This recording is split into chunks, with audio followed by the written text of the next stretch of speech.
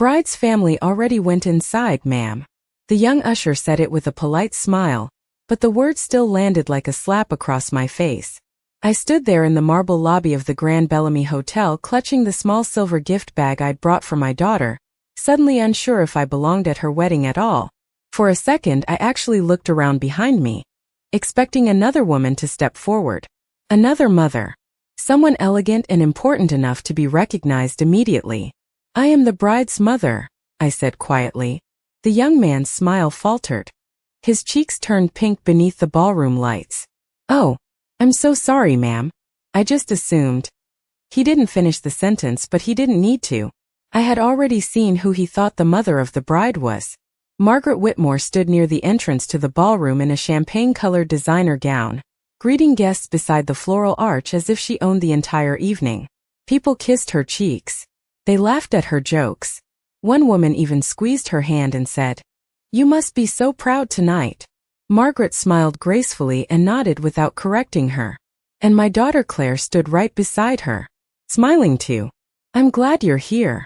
Follow my story until the end, and tell me where you're watching from, because sometimes the loneliest moments travel farther than we ever expect." I adjusted the sleeves of my lavender dress and walked slowly toward the ballroom entrance. I had spent almost 3 hours getting ready that afternoon.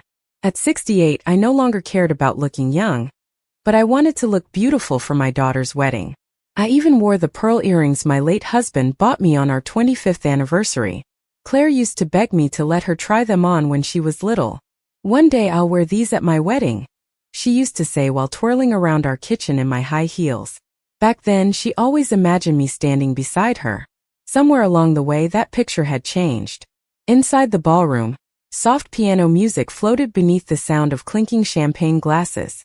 Crystal chandeliers glowed overhead like stars trapped inside glass.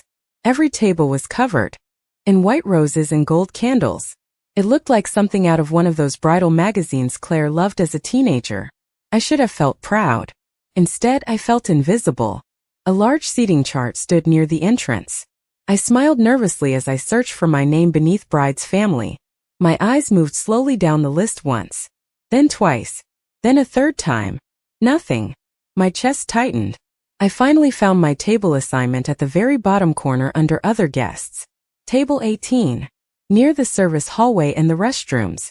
I stared at the card for several seconds, certain there had to be some mistake. But there it was. Evelyn Parker. Table 18. Not family. Not mother of the bride. Just another guest. I looked up across the ballroom and saw Margaret seated at the front beside Claire's future in-laws, exactly where I had once imagined sitting beside my daughter myself. Claire glanced in my direction for half a second. Our eyes met briefly across the crowded room. Then she looked away as if she hadn't seen me at all. I sat down at table 18 and carefully placed my purse on the empty chair beside me, pretending I did not notice how far away I was from the dance floor. The table was tucked beside a tall white column near the service doors where waiters carried trays in and out of the ballroom kitchen. Every few minutes the doors swung open, releasing the smell of roasted salmon and garlic mashed potatoes before closing again with a soft thud. Around me, strangers chatted warmly over champagne and appetizers. No one realized they were sitting beside the bride's mother. Or maybe they did not care. I folded my hands neatly in my lap and watched Claire move through the room in her ivory gown like someone floating through a dream. She looked beautiful. That was the worst part. No matter how much pain sat in my chest, one look at her still made me remember the little girl who used to crawl into bed beside me during thunderstorms. I remembered brushing tangles out of her blonde hair before elementary school. I remembered sewing sequins onto her dance recital costumes after grading spelling tests late into the night. I remembered standing in line outside department stores at 5 in the morning every December because Claire once mentioned wanting a certain doll for Christmas when she was 7 years old. Mothers remember everything, even the things their children forget. A server stopped beside my table and offered me a glass of champagne. "Are you here with the groom's side or the bride's side?" she asked politely. I opened my mouth, but before I could answer, another woman sitting across from me smiled warmly and said, "Oh, I think she is probably with the groom's coworkers. Most of the bride's family is up front." I felt my throat tighten. "Something like that," I said softly. The woman nodded and returned to her conversation without another thought. Across the ballroom, I watched Margaret adjust the train of Claire's dress before the ceremony began. The photographer circled around them excitedly, capturing candid shots while guests smiled approvingly. Margaret leaned close to Claire and whispered something that made her laugh. It struck me then that I had not heard my daughter laugh like that around me in a very long time. Not since Daniel Whitmore entered her life 2 years ago with his tailored suits, expensive vacations, and family estate in Connecticut. At first I thought Claire was simply happy. Then slowly, almost too slowly to notice, pieces of her began disappearing. Sunday phone calls became monthly texts. Holiday dinners became too complicated this year. She stopped asking for my recipes because Daniel's mother had private chefs for family gatherings. Even my birthday last spring had been reduced to flowers delivered by a driver and a 2-minute phone call while she rushed between meetings. I told myself that was what adulthood looked like now. I told myself not to be needy. But sitting there alone while another woman occupied the place meant for me, I finally understood something I had been avoiding for months. This was never accidental. It was gradual, careful, quiet, like watching your reflection disappear one small piece at a time until one day you realize there is almost nothing left. The ceremony began 20 minutes later beneath a ceiling of hanging white orchids and soft golden lights. Everyone stood as the string quartet started playing Canon in D. I rose with the rest of the guests, smoothing the wrinkles from my dress while my heart beat so hard it almost hurt. Then the ballroom doors opened and Claire stepped inside holding Daniel's arm. For one brief second, she looked exactly like the little girl I used to walk into church on Christmas Eve. Her small hand wrapped tightly around mine because she was afraid of slipping on the marble floors. I felt tears sting my eyes immediately. She looked radiant in her satin gown, her veil trailing behind her like silver mist. Guests smiled warmly as she passed. Phones lifted into the air. Cameras flashed softly. I waited instinctively for Claire to glance toward me. Just one look. One smile. Something that said I still mattered in this moment. But her eyes stayed fixed ahead the entire walk down the aisle. When she reached the altar, Margaret stood and carefully kissed her cheek before sitting back down in the front row beside Daniel's father. I noticed then that the seat beside Margaret had a small reserved sign with elegant gold lettering. Mother of the bride. My stomach dropped so suddenly I had to grip the back of my chair. I stared at that sign through the blur forming in my eyes, wondering how many people in this room assumed Margaret Whitmore had raised my daughter. The officiant began speaking about family, unity, and the people who shape our lives with love and sacrifice. Each sentence felt strangely cruel.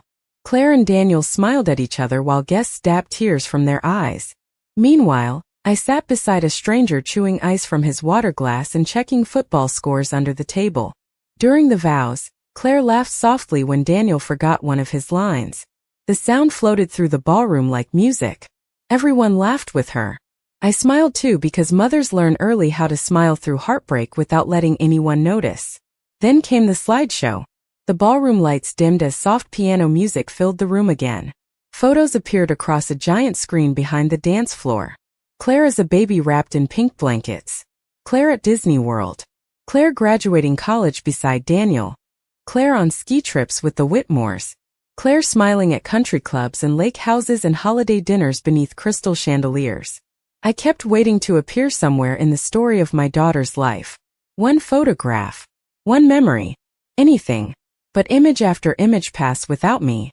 It was like watching someone slowly erase 35 years of motherhood in front of 200 people. A woman seated nearby leaned toward her husband and whispered softly, "Daniel's mother must be so proud of the beautiful woman Claire became." Her husband nodded toward Margaret. "You can tell they are very close." I looked down quickly before anyone could see the expression on my face. My hands trembled slightly against the linen tablecloth, so I folded them tighter together beneath the table. Across the ballroom, Claire rested her head briefly against Margaret's shoulder, while guests admired the slideshow. Margaret smiled and squeezed her hand affectionately. The room erupted into applause when the final photograph appeared. Claire and Daniel standing between both sides of the Whitmore family on a yacht last summer. Everyone except me clapped too. Quietly. Carefully. The way people clap when they are trying not to fall apart in public. After the ceremony ended, Guests drifted toward the cocktail lounge while staff rearranged the ballroom for dinner and dancing. I remained seated for a moment longer, watching people gather around Claire and Daniel with hugs, laughter, and endless photographs. Nobody approached me. Nobody asked if I needed anything. Eventually I stood and walked slowly toward the reception area, careful not to trip on the hem of my dress. A jazz trio played softly near the champagne tower while servers carried silver trays filled with crab cakes and tiny pastries. The room smelled like roses and expensive perfume. Everywhere I looked, people were celebrating my daughter's new beginning. Yet somehow I felt farther from her than ever before. I picked up a glass of sparkling water and found a quiet corner near one of the tall windows overlooking the city. Outside, Chicago glowed beneath the evening sky, headlights stretching across the streets like ribbons of light. For a few peaceful seconds, I simply watched the traffic below and tried to steady myself. "Beautiful wedding, is it not?" a woman beside me said warmly. She wore a navy blue gown and held a champagne flute delicately between manicured fingers. "Margaret did such an incredible job raising Claire. You can see where she gets her grace from." I felt something cold move through my chest. The woman smiled apologetically before adding, "Oh goodness, forgive me. You probably know the family much better than I do." I forced a small smile. "A little," I answered quietly. The lie tasted bitter in my mouth. Before the woman could say anything else, another guest called her away. I stood alone again beside the window, gripping my glass tighter than necessary. Across the room I watched Margaret move effortlessly through conversations, touching arms lightly, laughing at the right moments, introducing Claire to business associates and family friends as though she had spent decades preparing her for this exact life. Claire stayed close beside her the entire evening. Not once did she search the room for me. Not once did she ask where I had gone. Then the wedding coordinator tapped a spoon gently against a crystal glass to announce the speeches. Guests moved toward their tables while soft candlelight flickered across the ballroom. I returned quietly to table 18. From there, I could barely see the sweetheart table through the floral arrangements and towering centerpieces. Daniel spoke first. He thanked his family for welcoming Claire so warmly and praised Margaret for teaching all of us how to host with elegance and class. The room applauded enthusiastically. Margaret placed one hand dramatically against her chest as if deeply touched. Then Claire stood. My heart lifted immediately despite everything. Some foolish part of me still believed this was the moment she would finally look toward me. Maybe she would tell a childhood story. Maybe she would thank me for raising her alone after her father died. Maybe she would remember all the years that existed before the Whitmores entered her life. Claire smiled into the microphone, her diamond earrings catching the chandelier light. "When I met Daniel's family," she began softly, "I finally understood what it felt like to belong somewhere truly refined and beautiful." Gentle laughter rippled through the ballroom. My stomach tightened. Claire continued smiling. "Margaret especially showed me a kind of grace and sophistication I always admired growing up." The applause came quickly this time. Loud, warm, proud. I sat perfectly still while the sound echoed around me. Claire never mentioned my name once during the entire speech. Not when she spoke about family. Not when she thanked the people who shaped her life. Not even when she talked about sacrifice and unconditional love. I lowered my eyes toward the untouched bread plate in front of me, and carefully smoothed the napkin across my lap again so nobody would notice my hands shaking. The first dance began moments later beneath dim chandeliers and soft amber lighting. Claire rested one hand against Daniel's shoulder, while guests gathered around the dance floor holding up their phones to capture every perfect second. I watched from the edge of the ballroom beside a tall arrangement of white hydrangeas, careful to stay out of everyone's way. The band played an old Frank Sinatra song that my husband used to hum while washing dishes on Sunday mornings. For one painful moment, I imagined what tonight would have felt like if he were still alive. Richard would have stood proudly beside me. Claire would have run straight into his arms before the ceremony began. Nobody would have dared make me invisible while he was there. That realization settled heavily inside me. Maybe people do not truly understand your value until the one person who protected your place in the world is gone. I turned slightly to leave the crowd when I noticed a young woman adjusting camera equipment near the back of the dance floor. She had curly brown hair pinned into a loose bun and wore black sneakers beneath her formal clothes, so she could move quickly around the room. Earlier I had seen her kneeling on chairs and climbing small ladders to capture different angles during the ceremony. She glanced toward me briefly before walking over with a hesitant expression. "Excuse me," she said softly. "You are Claire's mother, right?" The question startled me enough that I almost laughed. "Yes," I answered quietly. "I am." She looked genuinely confused. "I thought so." Her voice lowered slightly. "I am Lena. I have been photographing weddings for 12 years, and something about tonight has felt strange ever since I arrived." I forced a polite smile. "Weddings can be emotional. This feels different," she replied carefully. "Usually the mother of the bride is everywhere, helping with the dress, taking pictures, sitting near the couple. But every time I tried to photograph you with Claire today, someone redirected me." My chest tightened slowly. "Redirected you?" Lena hesitated for a second before nodding. "Mrs. Whitmore kept asking me to focus more on immediate family portraits." I looked at her quietly. She swallowed awkwardly and corrected herself. "I mean Daniel's side of the family." The music from the dance floor drifted softly around us while guests applauded the end of the first dance. Somewhere nearby, champagne glasses clinked together. The entire ballroom still glowed with warmth and celebration, yet I suddenly felt cold all over. Lena glanced around before lowering her voice even further. "I probably should not say this, but during the bridal suite photos this afternoon, Claire asked if we could avoid too many solo pictures with you because she did not want anyone feeling uncomfortable about the seating situation." I stared at her for several seconds without speaking. Not because I was angry. Somehow anger would have hurt less. What settled over me instead was a slow, crushing sadness so deep it almost felt peaceful. Like finally understanding the truth after spending months trying not to see it. Lena's expression softened immediately. "I am sorry," she whispered. "I just thought you should know you were not imagining things tonight." I looked across the ballroom toward Claire. She was laughing with Margaret again while guests gathered around them near the wedding cake. Margaret reached up and brushed a loose strand of hair from Claire's face with such practiced affection that several women nearby smiled admiringly. At the gesture, Claire leaned into her touch naturally, comfortably, like it belonged there. Lena followed my gaze quietly before speaking again. "For what it is worth," she said gently, "you look at your daughter like someone who spent a lifetime loving her." I smiled faintly then, though it hurt to do it. "That is because I did." The cake cutting happened just after 9 o'clock. Guests gathered around the enormous 5-tier wedding cake, while waiters passed around tiny glasses of champagne topped with raspberries. I remained near the back of the ballroom, close enough to see Claire smile for photographs but far enough that nobody accidentally included me in them. At some point during the evening, I had stopped expecting her to come looking for me. That realization settled over me quietly, like snow covering something already frozen underneath. After the applause faded and the music grew louder again, I slipped away toward the hallway outside the ballroom.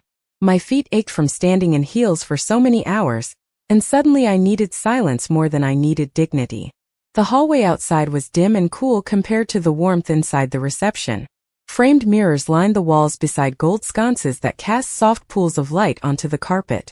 Somewhere farther down the corridor, hotel staff laughed quietly while stacking trays from another event. I leaned one hand against the wall for a moment and closed my eyes. I thought about going home. Nobody would notice if I disappeared now. In fact, part of me suspected some people might actually prefer it. Then I heard Claire's voice around the corner. I froze immediately. "I just did not want tonight to feel awkward," she said softly. There was tension in her tone I had not heard all evening. Margaret answered with a light laugh. "Darling, you handled everything perfectly." I should have walked away then. A decent mother would have respected her daughter's privacy. But something about Margaret's voice rooted me to the spot. "Your mother simply does not fit into this world," Margaret continued gently. "People notice those things at events like this. Background, manners, presentation." Silence followed for a moment. I could almost hear my own heartbeat. Then Claire spoke again, quieter this time. "I know. I did not want Daniel's family judging me before we are even married."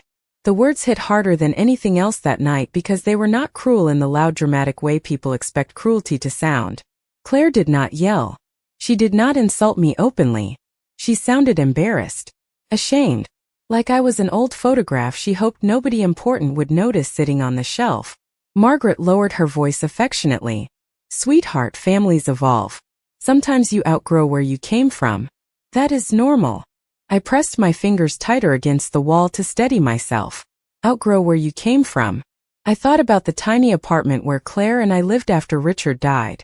I thought about clipping coupons at the kitchen table, so she could attend summer dance classes with girls whose parents earned twice my salary. I thought about staying awake until midnight sewing beads onto her prom dress because she cried after seeing the prices at the mall. Apparently love counted less than polish in the world Claire wanted now. Footsteps shifted closer, and I finally forced myself to move before they rounded the corner, and found me there listening like a stranger outside my own child's life. I walked slowly toward the elevators without making a sound. Inside the ballroom, guests cheered as the band started another song. Laughter spilled through the open doors behind me, while I stood alone waiting for the elevator light to change. For the first time all evening, I stopped wondering what I had done wrong as a mother. Instead, I began wondering what kind of daughter allows another person to teach her that love can become something embarrassing. I left the hotel a little after 10 o'clock without saying goodbye to anyone. The valet brought my old silver Honda around while luxury SUVs and black town cars lined the entrance beneath glowing chandeliers. Couples laughed together on the sidewalk, wrapped in expensive coats against the October wind. Somewhere above me, music still echoed faintly from the ballroom where my daughter was celebrating the beginning of her new life. I sat behind the steering wheel for several minutes before turning the key. My hands rested quietly in my lap while rain misted lightly across the windshield. I kept thinking about Claire's voice in that hallway. Not angry, not cruel, embarrassed. Somehow that hurt more than open rejection ever could. The drive home took nearly 40 minutes through quiet Chicago suburbs and wet streets reflecting yellow traffic lights. I drove slowly because there was nowhere waiting for me except an empty house filled with memories. When I finally pulled into my driveway, the porch light automatically flickered on exactly the way Richard programmed it years ago. For one brief moment, seeing that warm light waiting for me nearly broke something inside my chest. I unlocked the front door and stepped into silence. No music. No laughter. No crystal glasses clinking beneath chandeliers. Just the familiar smell of cedarwood and old books. I slipped off my heels near the door and walked slowly through the dark living room. Framed photographs covered the mantel above the fireplace. Claire at 5 years old holding a pumpkin bigger than her head. Claire wrapped in a graduation gown beside Richard. Claire smiling on the beach during our last family vacation before he got sick. In every picture, she looked at me like I was the center of her world. I stood there for a long time staring at those photographs until my eyes blurred again. Then quietly, almost without thinking, I walked upstairs toward the bedroom Richard and I shared for 38 years. His side of the closet still smelled faintly like sandalwood aftershave. Some people say scent disappears quickly after loss, but I think love leaves traces longer than we realize. I opened the top drawer of his dresser and pulled out the small wooden box he told me to keep safe before he died. I had not touched it in almost 3 years. Inside were old letters, retirement documents, family photographs, and a sealed envelope with my name written carefully in Richard's handwriting.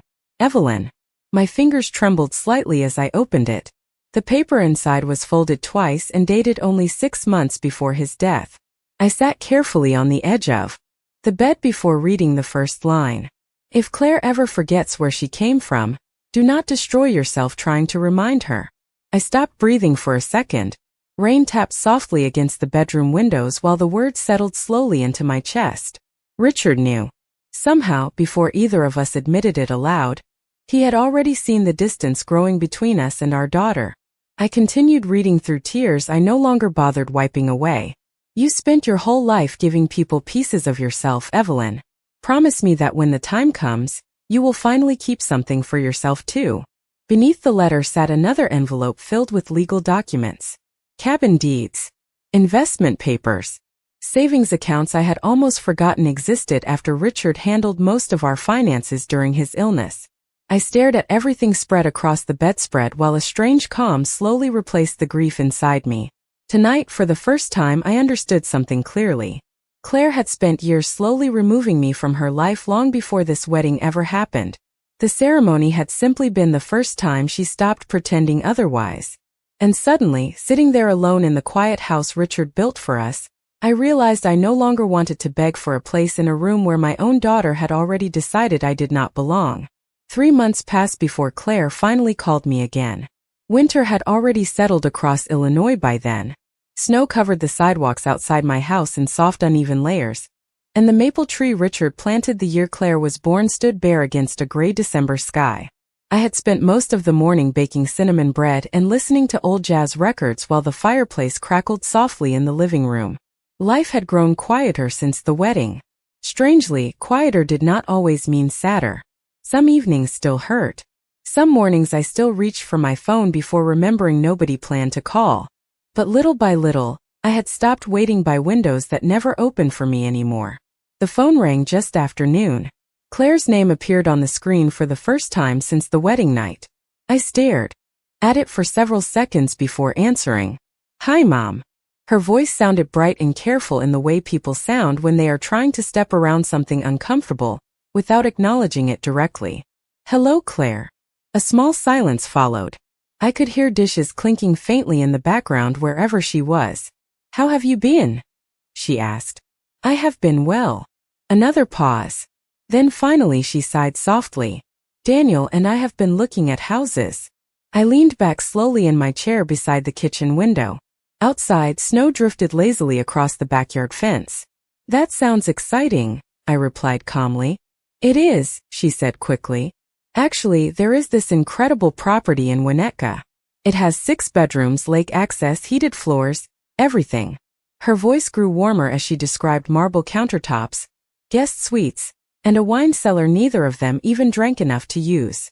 I listened quietly while butter melted slowly across the warm slice of cinnamon bread sitting untouched beside me. Then Claire's tone shifted carefully into something more delicate. "The down payment is just larger than we expected." There it was. Not an apology. Not an explanation about the wedding. Not even a conversation about the months of silence afterward. Just money. I closed my eyes briefly. Somewhere upstairs, the old heater hummed softly through the vents. "I see," I said. "Daniel's parents have already contributed quite a bit," Claire continued quickly. "But we were hoping maybe you could help too. Dad always said the investment accounts were meant for family milestones." Dad always said. Funny how Richard's memory became valuable again. Only when money entered the conversation. I stood slowly and carried my coffee cup toward the sink, while Claire continued explaining mortgage rates and renovation plans in the background. Her voice sounded distant now, almost unfamiliar. I looked out the kitchen window toward the snow-covered backyard where Claire once built crooked snowmen wearing Richard's old baseball caps.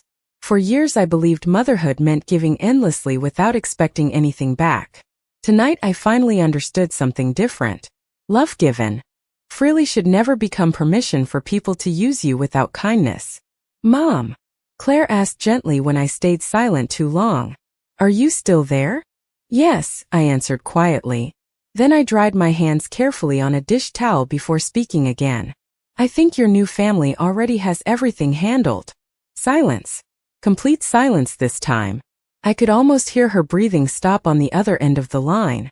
"What does that mean?" she asked finally, her voice smaller now.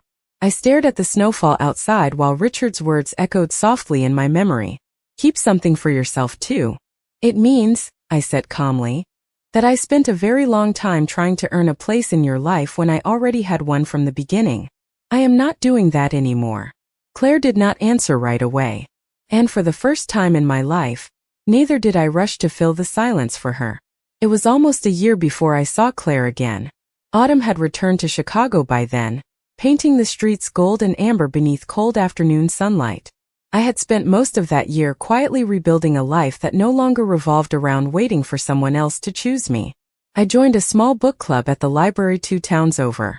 I started taking weekend drives to the lake cabin Richard left me, the one surrounded by pine trees and still water so calm it looked like glass at sunrise.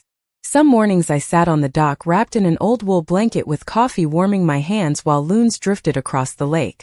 For the first time in decades, silence no longer felt lonely. It felt peaceful. Claire called occasionally after our conversation that winter, but the calls were shorter now. careful, polite, like two people trying not to touch a bruise that never healed correctly. She never brought up the wedding directly. I never asked her to. Then one Sunday afternoon in October, there was a knock at my front door. I looked up from the crossword puzzle resting in my lap and immediately recognized Claire standing outside through the glass panels beside the entryway. She looked thinner than I remembered. Tired too. Her expensive camel coat hung loosely from her shoulders and dark circles rested beneath her eyes despite the careful makeup. For a second neither of us moved. Then I opened the door quietly. "Hi, Mom," she said softly. Hearing the word mom after so many months felt strangely unfamiliar. "Hello, Claire." She stepped inside slowly while autumn wind curled dry leaves across the porch behind her. The house smelled faintly like cinnamon and cedarwood from the candle burning in the living room.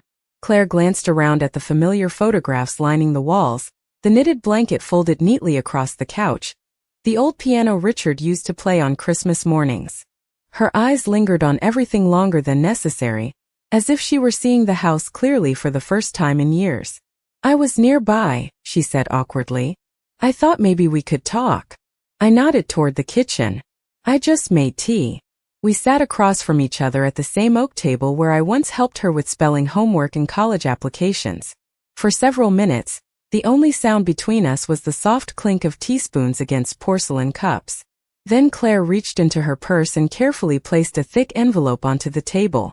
"I found these while cleaning out some boxes from storage," she said quietly.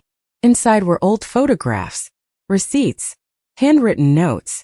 My chest tightened immediately when I recognized Richard's handwriting across the top of a hospital bill dated 20 years earlier. Beneath it sat pawnshop receipts for my jewelry, the pearl bracelet my mother gave me, my engagement ring upgrade Richard surprised me with on our 15th anniversary. Claire's fingers trembled slightly as she touched one of the papers. "Daniel asked why you sold so many things back then," she whispered. "I did not even know." I looked down at the receipts silently. "You wanted to attend Northwestern," I said gently. "Financial aid was not enough." Claire's face crumpled slightly at the edges. "You told me Grandpa helped." It felt easier at the time. Tears filled her eyes slowly then. Real tears this time. Not dramatic. Not loud. Just quiet grief settling into someone finally forced to confront the truth. "I thought you were embarrassed of me," she whispered. Suddenly, I looked up carefully. "What?" She stared down into her tea. "Margaret always said you looked uncomfortable around Daniel's family because they were more educated and sophisticated." After a while, I started believing it.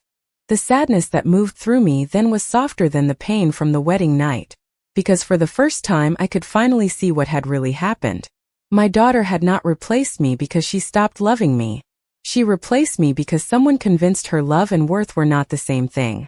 Claire wiped at her eyes quickly before whispering, "I do not know how to fix what I did to you." I sat quietly for a long moment while late afternoon sunlight stretched across the kitchen floor between us. Then finally I reached across the table and placed my hand gently over hers. "Some things," I said softly, "do not need to be fixed all at once to start healing."